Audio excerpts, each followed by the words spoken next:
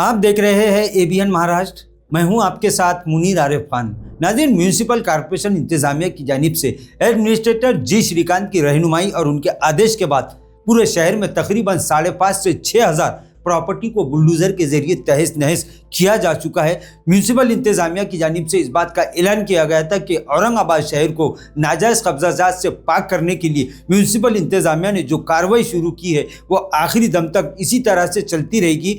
मरहला wise शहर के मुख्तलिफ इलाकों से अतिक्रमण को हटाया जाएगा। इस मामले को लेकर शहरियान की जानिब से लगातार गुज़िश्ता 2 महीनों से यही बयान आ रहा है कि म्यूनिसिपल इंतजामिया की इन्हेदामी कार्रवाई को पूरे शहर की जानिब से हिमायत है और म्यूनिसिपल इंतजामिया जिस तरीके से नाजायज़ कब्जाजात हटाने के लिए कार्रवाई अंजाम दे रहा है, शहरियान उस कार्रवाई को लेकर इंतजामिया के साथ है। लेकिन कई ऐसी कार्रवाइयाँ भी म्यूनिसिपल इंतजामिया अंजाम दे चुका है कि जिसके बाद शहरियान म्यूनिसिपल इंतजामिया की इस कार्रवाई से नाराज दिखाई दे रहे हैं। कई मरतबा शहरियान ने इस मामले को लेकर अदालत में गुहार लगाई है कि म्यूनिसिपल इंतजामिया की इस गैर कानूनी कार्रवाई के खिलाफ जल्द से जल्द ठोस इक़दाम करते हुए इस पर रोक लगाई जाए। वहीं कई छोटे बड़े सियासी कायदीन ने भी इस मामले को लेकर महाराष्ट्र असेंबली में भी आवाज़ उठाई है। इसी कार्रवाई के तहत गुज़िश्ता महीने म्यूनिसिपल इंतजामिया ने शहर के मसरूफ़ तरीन इलाके पैठन गेट इलाके में मोबाइल की तकरीबन 120 से 25 दुकानों को बुलडोज़र के जरिए तोड़ दिया था और म्यूनिसिपल इंतजामिया की इस कार्रवाई के बाद यहाँ पर 6 से 7 हज़ार नौजवान बेरोजगार हो चुके थे।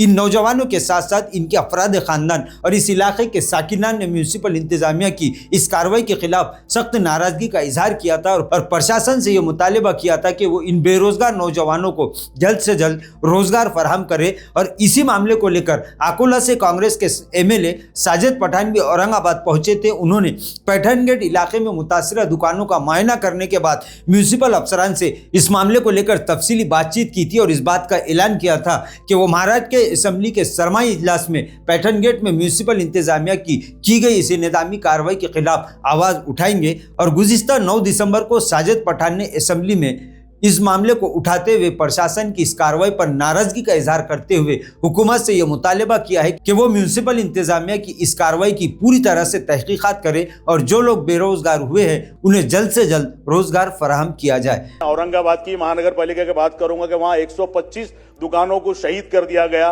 उसको तोड़ दिया गया। पूरी अकलियत की दुकानें थी, उनको कोई देखा नहीं गया। तो मेरा ये बोलना है, अध्यक्ष महोदय प्लीज, मैं सुबह 11 बजे से एक बात करने के लिए यहाँ बैठा हूँ। मेरी आपसे विनती है, मैं हाथ जोड़ के रिक्वेस्ट करता हूँ कि मेरी 2 बातें आप सुन लीजिए प्लीज। नाज़रीन, औरंगाबाद शहर में जितनी भी कार्रवाई को म्यूनिसिपल इंतजामिया ने अंजाम दिया उसमें से कई ऐसी कार्रवाइयाँ भी इंतजामिया की सामने आई है कि जिसके बाद लोगों ने इस मामले को लेकर अदालत से शिकायत भी की है और कई मामला इस वक्त अदालत में ज़ेर बहस है और इस मामले को लेकर अदालत की जानिब से बहुत जल्द बहुत सारे फैसले भी सामने आ सकते हैं। लेकिन जहाँ तक पैठन गेट इलाके की बात की जाए तो म्यूनिसिपल इंतजामिया ने जिस तरह से मोबाइल की 120 दुकानों को बुलडोज़र के जरिए तहस नहस किया था, उसके बाद यहाँ के साकिनान ने कई तरह के इल्ज़ामात और आरोप म्यूनिसिपल इंतजामिया पर लगाए थे और ये कहा था कि इसमें से कई ऐसी दुकानें और मकानात भी है जिसके तमाम ज़रूरी कागजात और परमिशन होने के बावजूद भी म्यूनिसिपल इंतजामिया ने यहाँ पर इन्हेदामी कार्रवाई को अंजाम दिया और यही मामला इस वक्त अदालत में भी चल रहा है। अब देखना यह है कि अदालत इस मामले को लेकर क्या फैसला करती है और क्या हुकूमत साजिद पठान के इस मुतालबे के बाद इन बेरोजगार नौजवानों के लिए कोई ठोस इक़दाम करने का ऐलान करती है।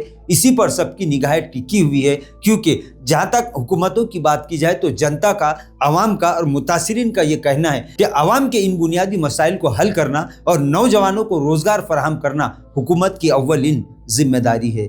नाज़रीन, आज के लिए बस इतना ही। फिर मुलाकात होगी कुछ नई वीडियो के साथ। तब तक के लिए हमें इजाज़त दीजिए। अल्लाह हाफिज़।